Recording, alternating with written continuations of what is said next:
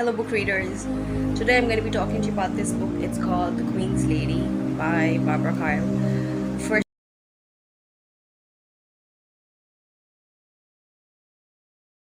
time I have read a Barbara Kyle book, and when I picked up the book, I actually thought it would be a historical romance, the kind that you have been all right. So I was hoping it would be something like that, but unfortunately it wasn't. I usually don't read the back cover of books or read any reviews online before I buy books. I just randomly buy books and then force myself to read them, even if I don't like them. This story was not bad. It was just I wasn't sure what the genre was because a lot of things were happening in it. There was a bit of romance, which would have been a nice story to take on because these were two very unlikely people who did get married.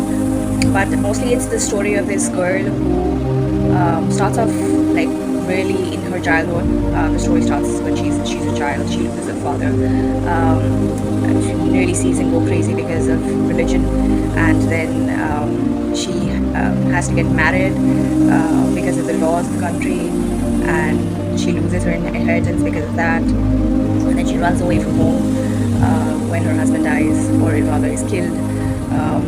She gets back her inheritance that way, but she makes an enemy on the way, and then she spends all her life doing something that just did not settle with me. I did not understand how she was so stubborn about everything, and even though she was seeing she is putting herself in danger and others in danger, and she still insisted on doing the thing. But well, I know passionate people who are fighting for a cause will do something like that, but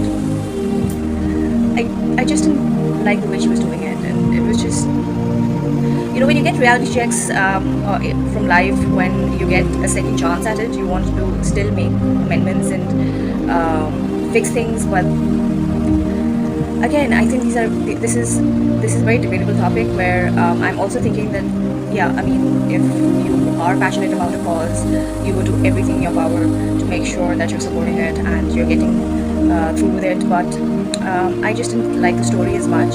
It was very long. I got bored in the middle so many times. I quit reading for weeks, and then I had to come back to the book because I had to finish it. It's a very long story also. It's about 600 plus pages. So you just have to go on reading and torture yourself. Some places I was sure that, okay, this is going to take like a very expected turn, but that didn't happen as well. So it was a lot of jumble and mix of things. I got lost with a bunch of names and characters. The story ended well, and I hear there's a sequel to this also. I'm not sure if I want to read this. A lot of history mentioned in this is factual with a bunch of changes, but generally a lot of the characters are also real. So historically correct, and fiction-wise, there are some things that I did not really like much. The story overall I did not enjoy so much, and I would recommend it to you if you want to read historical stuff and see the beginning of how the Protestants came into being.